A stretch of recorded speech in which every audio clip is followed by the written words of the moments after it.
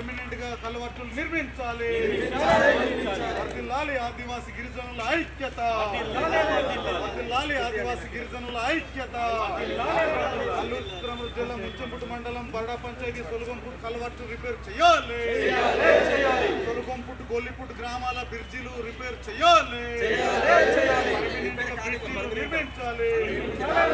వర్ధిల్లాలి ఆదివాసుల ఐక్యత.